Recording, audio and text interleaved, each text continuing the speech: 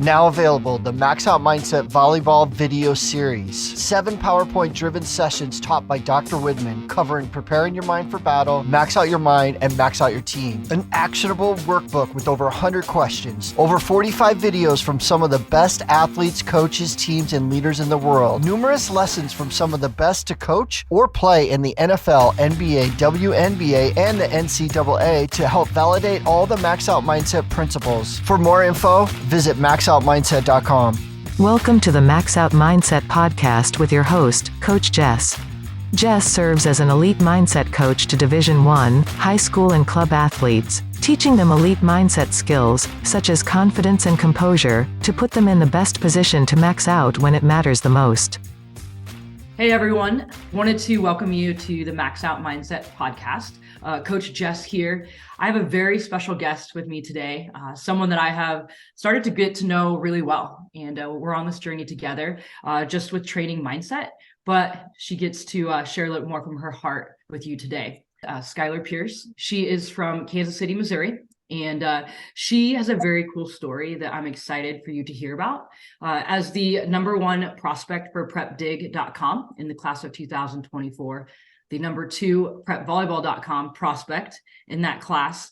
And she actually has won a 15 Open National Championship, which is really exciting. I think there's accolades galore with her. But one that she's most proud of is the Metro Sports KC Player of the Year and MVP, and then a University of Nebraska commit. So Sky's on board with us today because I think she's going to share a little bit more what it's like to be an elite athlete, her journey on recruiting, and then what it takes to be authentically herself. And so, Sky, I would love to know, one, how old were you when you started playing volleyball? Okay, so I think I started playing volleyball around 8 and 9. It was my mom and aunt's little rec team because I was more focused on basketball and soccer at the time because those were my main sports. And I never really considered volleyball to be a sport that I would go into playing because that was kind of like my aunt's side was the volleyball kids and my mom's side was the basketball soccer kids. And that's kind of how our family rolled most of the time. But then it was the next soccer season and I ended up playing with a girl who was on a club team. And her mom asked my mom, like, does this guy want to play volleyball? Has she ever played volleyball? She should be good at it. And she's like, she's only wanted to play on a club team, but just we've never gotten around to it because I've always been focused on basketball and soccer. But then we kind of gave it the opportunity and kind of just took it as a chance to try it. So I went in and started playing at KC Power, and I played there for 3 years. And then after that, I moved to Mavs for 2 years, and now I've been at Dynasty, and this will be my 3rd year playing there. It was a big year for you last year. You were able to make your final college decision. What led you to choosing the right college and university? What led you? I think you probably had multiple opportunities. So maybe share a little bit more about your recruiting journey and how did you choose what's best for you? Recruiting wise, I never thought it'd be for volleyball. Volleyball is kind of more my second sport at the time. It was more focused on basketball until probably my 8th grade year when I thought I had coaches coming up to me and being like, you could go play college for this sport. And I really never considered it until I started getting into the recruiting process. And I got invitations to go to college camps and just getting all those invites. I was like, okay, this is a serious thing. I actually could go do this. So that's when I kind of started reaching out to college coaches to send them highlight videos, letting them know my tournament schedules and all that stuff. And then it all kind of came down to what place felt like it fit best for me because I went to like my top 10 schools. I went to like all their schools. I either watched a game or went to a camp there. And none of them really felt like home until like Nebraska. Like I obviously went to Nebraska the most just because it was so close. There's 3-hour drive, easiest place to get. So just going right when I walked in, I was like, okay, this could be like a future place. This is where I want to leave my legacy at. And just it being so close, the culture that they built and their coaching staff, that was all really some big pointers for me that I wanted to make sure I was in a positive environment wherever I decided to go. And Nebraska felt like the perfect fit for that. Mm-hmm. For your recruiting journey, right? Did it go as planned? Did you have to like adjust? Did you probably have to have some tough conversations? I just know there's a lot of listeners right now that are in your shoes that are starting to make that process. Were you nervous to put yourself out there? Yes, because I was really nervous about the highlight videos because I didn't know exactly what coaches were looking for. Like for a highlight video, I didn't know what part of the game they wanted to see more. If they wanted to see, like, if it was like, if I struggle, how do I bounce back from it? Or if it just they wanted to see what everything that I can do in the sprints of, because they only want to see a 3-minute video. You can't put the whole game film in there. So it's like just which plays really are going to stand out to a coach was probably what I was most scared of. And if I made a good enough video when I sent it out, how a coach reacted to it. But then the big thing was definitely the calls back. Once I realized and chose Nebraska, I think giving the calls back to a college coach were really nerve-wracking because I didn't know how they're going to react, if they're going to be mad at me, if they're going to be excited for me and be happy for me. And most of them were really happy for me. They were all excited for the choice. And I think a lot of them knew the choice because it was definitely the worst held secret because I feel like a lot of people definitely expected me to go to Nebraska. So it was definitely a hard conversation, but it ended up being really good. And they all were just very positive and very encouraging and excited to see what I did in college. So Girl, we are excited. That's all I can say. I think the last thing when it comes just to recruiting, if you could go back and give your 12, 13, 14, even 15-year-old self, right, before that big recruiting year, what advice would you give yourself? Or maybe some of the listeners in that same spot? My biggest advice I would give to people who are going through a recruiting process is reach out to the college coaches. Any coach, just send them an email with your schedule, highlight videos, because they're not going to know unless you reach out to them. You're not going to end up getting on their list unless you take the first step to send them something out, because they can't respond back to you. They can't send you anything unless it's an invite to their camps. So the best thing I think that they can start off doing at the young age is send out your highlight videos, send out your tournament schedule. That's really going to help a coach really see that, oh, you're interested in me. Let me give you a chance and do a little bit of interest in you and go watch you play a little bit, just so they can start building that bond with the coach. So it sounds like you had to take leadership and ownership in that. Yes, definitely. Okay. I like to hit on the fact that you're a multi-sport athlete. I think you're crushing it. You're a basketball player, right? Volleyball. Are there any other sports or activities that you're in or that you enjoy doing? Basketball, volleyball, but then I also do beach volleyball.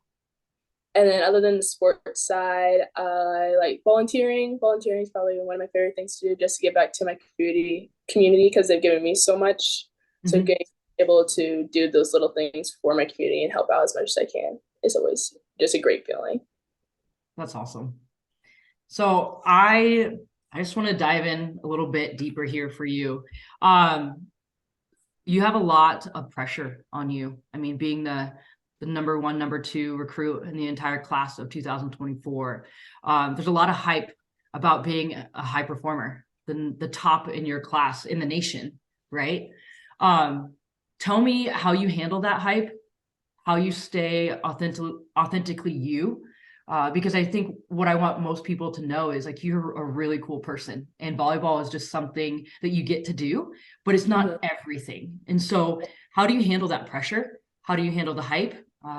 Maybe some strategies that you've used to just be you. Well, big thing that I have learned and have heard a lot is that pressure is a privilege. Like, I know everyone's like, I wish I had that pressure, but it's also it's a big deal. Like having to contain yourself and really be able to keep yourself together during a game, even with all the pressure going on, it's hard to do. And just the biggest thing that I've done is not really just blocking out all the noise, not listening to it, even like coaches talking about, oh, this is going to be a big game, like you need to do this and this, like there's going to be a lot of pressure going in the game. I found a really easy way is just to block out all the noise, anything that anyone's saying, like, oh, you're the number one athlete in the country, like you should be doing this, this, and this. And it really helps to just block out the noise, block out, even if it's like something positive like that, I don't take any of that in, just so it doesn't get into my head and I start overthinking about little stuff like that. I think the biggest thing is just to block out those noises so you don't really end up thinking about it during a game, so you can stay consistent and stay in game mode instead of worrying about the outside world during those times. For sure. And I think that's huge. That's huge advice for anybody in life. But you talk about pressure is a privilege. That's a huge way to think about that. For you, when it comes to pressure moments, right, and it comes to executing, how important has mindset training been? And this can be for off the court too, but there's a demand for you. You're an outside, right? You're playing 6 rotations. You obviously have those titles, you know, the national recognition. Why mindset training? Why is it important? And how are you using it today? I'm so thankful for mindset training. It has helped me so much, especially after my high school season was definitely a low for me. I wasn't confident in myself coming off of high school season. So stepping in and having mindset training has really helped me build up my confidence again and let me realize that even though like I might be feeling down on myself or not being able to do this and this, there's other things that I can pick up and help me through that. And with that, I think mindset training has just helped me the most in the pressure games or even like during a test where I feel so much pressure, like everyone else is finishing around me, but I just want to be able to get done. It helps me just realize that I have confidence in myself. I know what I need to do. And if I just take my time, I will be able to finish it and succeed in whatever I put it to. So, yeah, big things. You and I have worked through a lot, which I'm pumped because you're getting better. You're making the intentional choice to improve you. You just said something that you had some low confidence coming out of high school season, and right, a little bit of vulnerability. Confidence for you is everything. yes. When I look at this, you're nationally known. You've won nationals before in the club scene. You have a lot of stats behind you, MVP, player of the year. And you just said you had low confidence. Mm-hmm. I think to some people would be like, what? Skyler Pierce? Low confidence? But congrats, you're human. And I think it was so powerful that you chose like, hey, I need some help in this. So one, you talk about improving confidence. How did you do it? I know you and I have worked on self-talk, but even the best still work on being better. How did you improve that? And how did you improve your confidence for you? For me, to help improve my confidence, one, just being vulnerable. I'm not a person who likes to be vulnerable, but I've learned that just because I'm being vulnerable, it's not a weakness, that it's actually a strength to be able to have the confidence in yourself and the comfortable enough in yourself to talk to people about what's going on. And I think talking to you, Jess, has really been a big help because it's given me someone to talk to other than, because not everyone likes talking to their parents or talking to their friends about that kind of stuff. Like talking to someone who's not always around and kind of looking outside in is really helpful, just to give them kind of like how your day went and what you struggled with, and then having them give you feedback and what you can work on has really helped me like boost my confidence. Having someone who's like in the back just really hyping me up whenever I do something good or do something amazing, and they're just like there for me in the end goal. Even, like I know my parents are there for me for everything, but having someone who's from the outside in who's also there for me, even if we haven't even met in person, just having these like conversations that we have had has given me enough confidence in myself and has helped build my confidence. So Sky, you're telling me as a hyped up athlete, you need a hype person. Yes. Having hype is very helpful. You know, and I you know, it takes a lot of great courage for you to just say, hey, yo, Jess, I as an athlete need help, right? And there's a trusting relationship. And even for you, as you just came back from a really cool experience, you were part of the USA Volleyball training and development team, you know, and I think there's some really cool things. You've been there years before, but you're getting to train with the best. You're getting to train with the elite. For you, what is your time management? Like, what does it take to be elite? If I say that, right? You obviously didn't wake up one morning and, you know, just was like, oh, I'm the best and one of the best in the nation. There's hard work, there's commitment. What does that look like for you over the years? And give us a day in the life of Skyler Pierce. Like, how much do you train? You're a multi-sport athlete. You're a phenomenal student. Let us in. What does that schedule look like?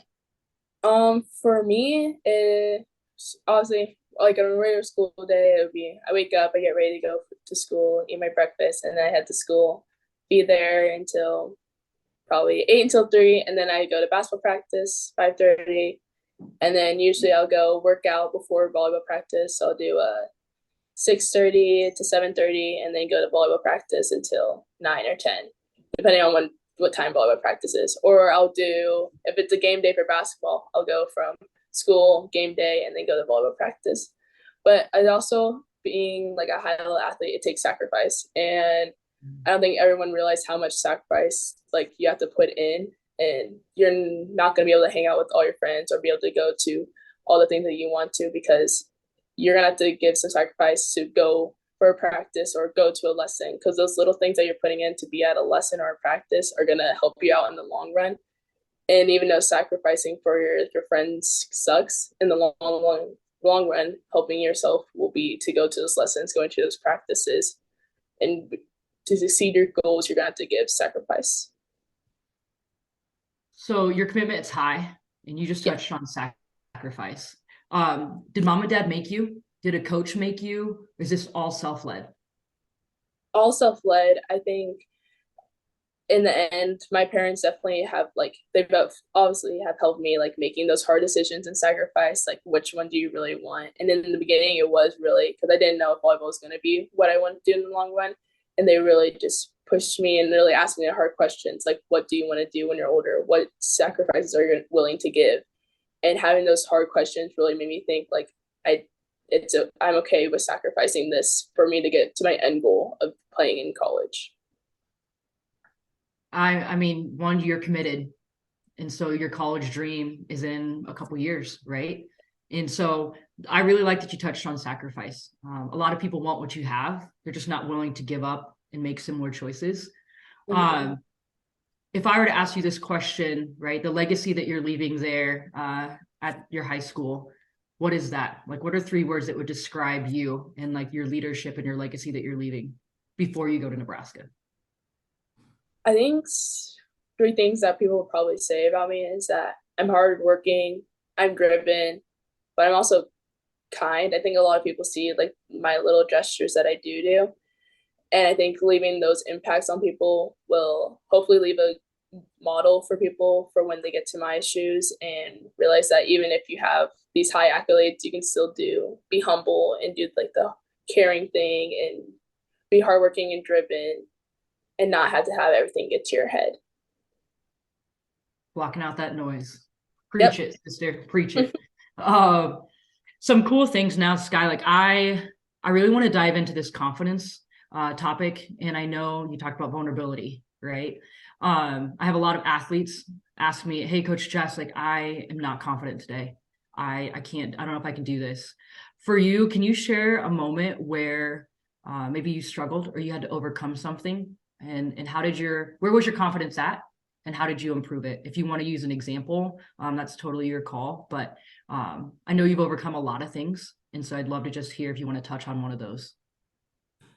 Even just a little one, I know I have to be a 6 rotation player as an outside. And if I'm not feeling confident in my back row and I make a mistake and I get pulled out of the game, and then I'm sitting there on the bench, all this negative thought is filling in my head, oh, I'm the coach had to pull me out, obviously I'm not doing good.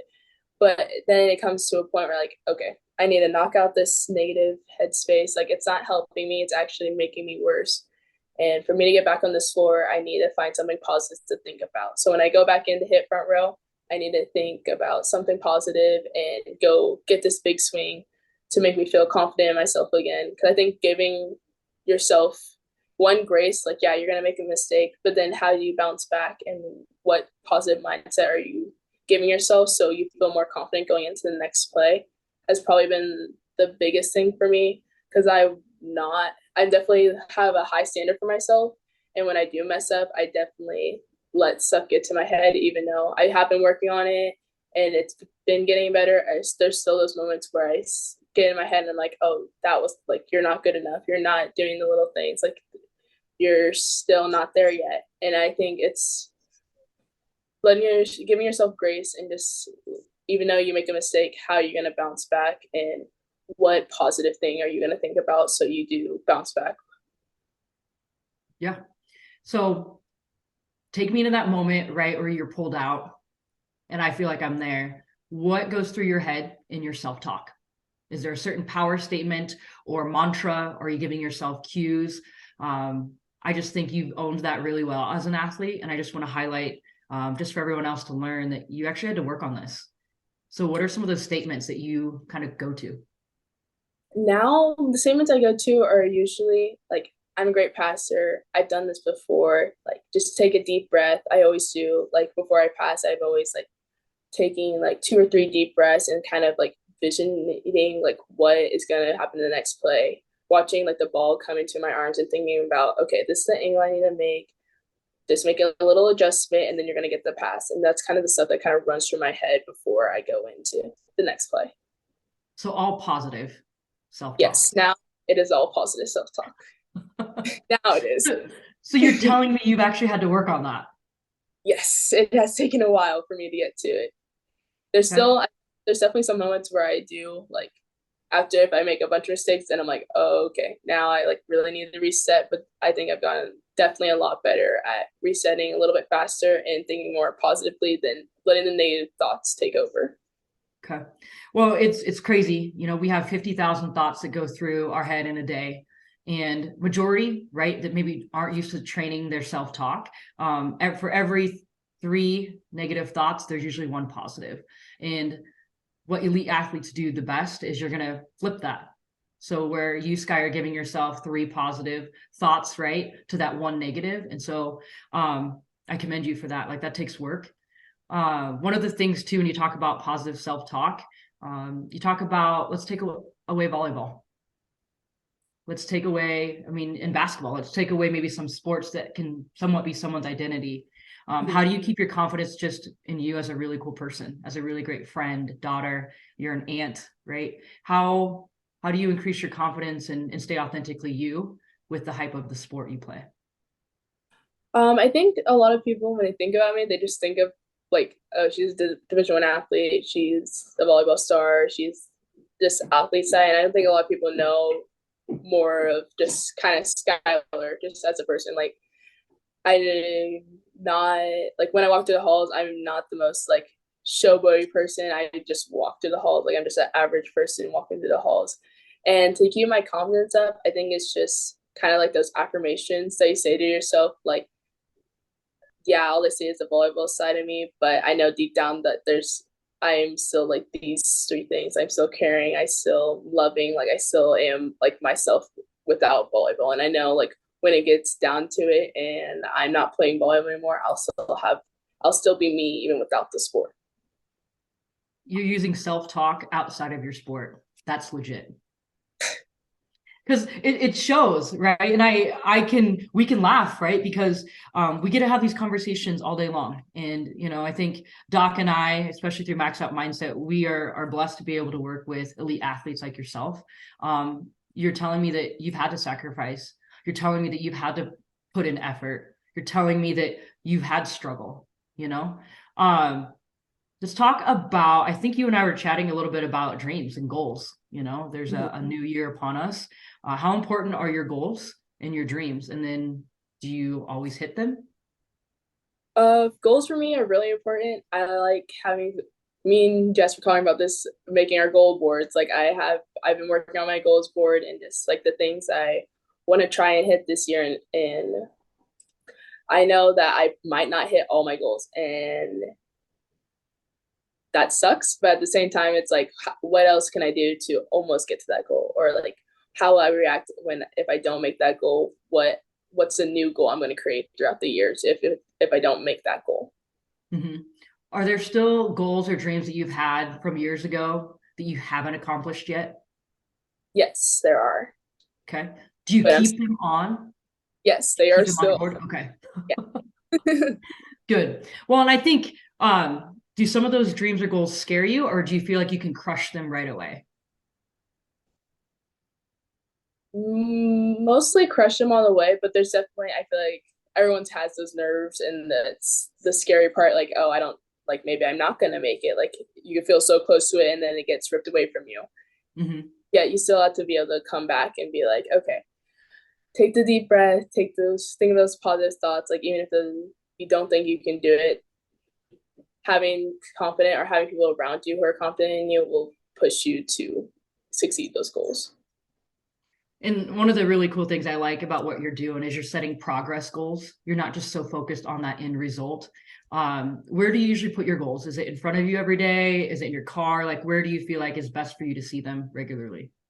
Regularly, they're usually in my bathroom, like on either on like a board hanging up in my bathroom, or like I'll put sticky notes on my mirror, just little things that I want to work on throughout the week, or like my end goals usually. Sweet. I think there's a stat out there. If you keep them in front of you, the success of those goals and achieving them is either anywhere from 40% to 100%. And so I think that's cool.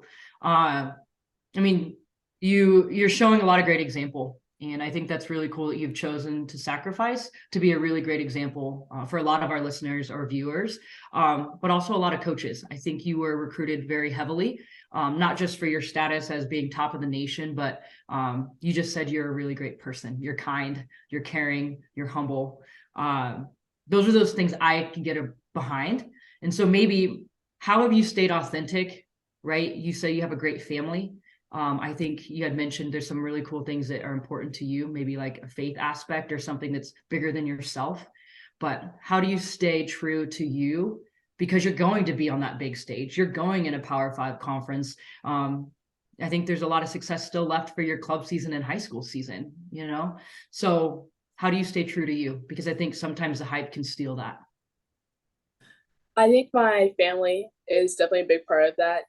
They definitely are my big supporters, but they also know how to like talk to me about like the tough things, or talk to me about like, yes, you achieved this, now what are we going to achieve? We definitely have like that all around mindset in my family, where even if we go and achieve a goal, what are we going to do the next goal? And I think my family has done a great job at helping me stay me and just being there for me through everything, even through any hard times. Like, I think they've done a great job at supporting me, but also keeping me level-headed and reminding me that like the little things still matter. Even if you have like these big goals and big dreams, like the little things still matter.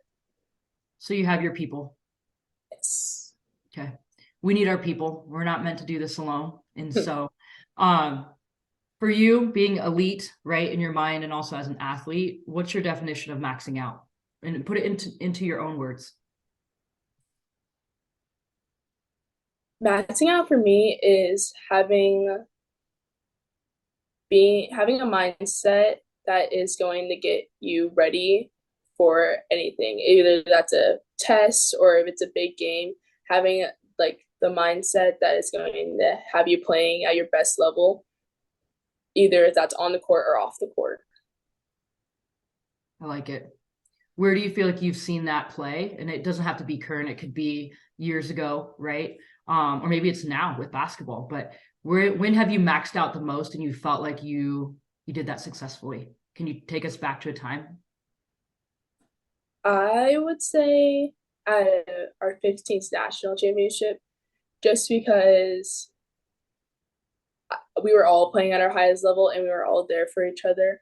But also just like those times, like there were times where girls would get in their heads because it's a big game, it's pressure. But just knowing that you have those people around you who are going to lift you up, I think helped all of us in the long run, having that max out mindset and playing all at a high level all at the same time.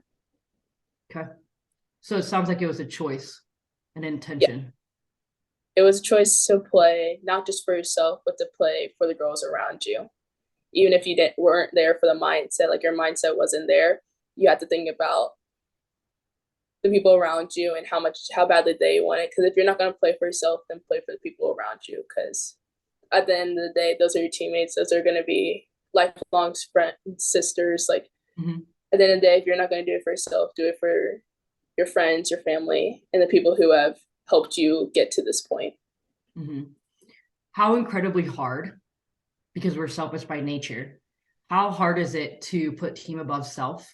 I think you do that really well, but also getting a team of 9, 10, 11 other girls to believe in that same thing. And you've been captain before, you've been a leader of teams, and certainly MVP. And the reason why I bring that up is because it takes a lot of those qualities of team above self.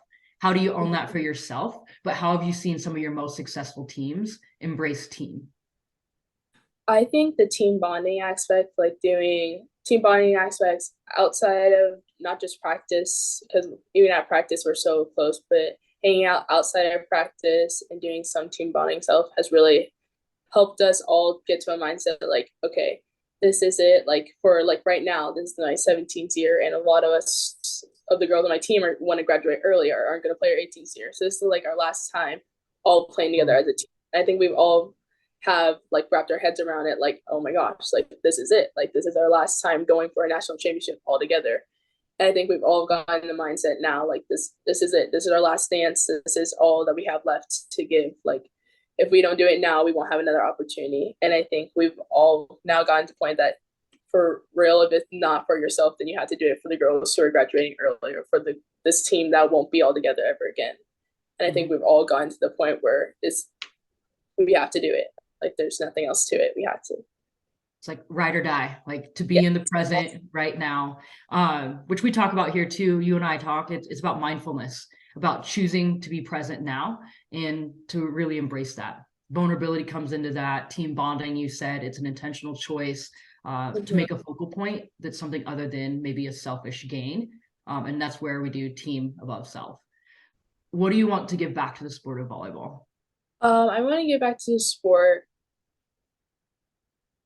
I guess, advice, kind of just giving girls who are going through it somebody they can like listen to or talk to. If they're going through a tough time or feel like they don't really know where to go from here. I think letting people know that it's not going to be all perfect and rainbows going like through the process. Like it's going to be hard and it's supposed to be hard. And I think letting people know that like it's okay to be vulnerable with this kind of stuff and being someone that they can look up towards and like be able to visualize and see that it wasn't a perfect road for her. Like it was sacrificing things and letting things go the way that they went. So I think if I can give that piece back to it, but also like I coach my little 10s team, so I help with them and giving back in that way too, just giving any knowledge that I have right now so they can go and take that in at a younger age and see what they can do, even along the times when I'm not even playing sports. I think that will be cool, very cool to see what that happens. Girl, you're giving a pretty great gift back. And I'm not just saying this because we've talked a lot about it, but you just hit on vulnerability. And I think that's a piece that a lot of elite athletes need, because we're all perfectionists, right? Failure. I don't fail. I need to be the best, right? There's this whole facade stigma around it. And I'm just really proud of you, because that's a journey that you've embraced, and you're killing it. And so thank you for being here with me today and on this podcast and with Max Out Mindset. I think there's some really cool things that we're excited to see you grow and evolve in the future. And you're just going to crush this season, and we'll be looking for you at qualifiers. That's for sure. Thanks, Jess.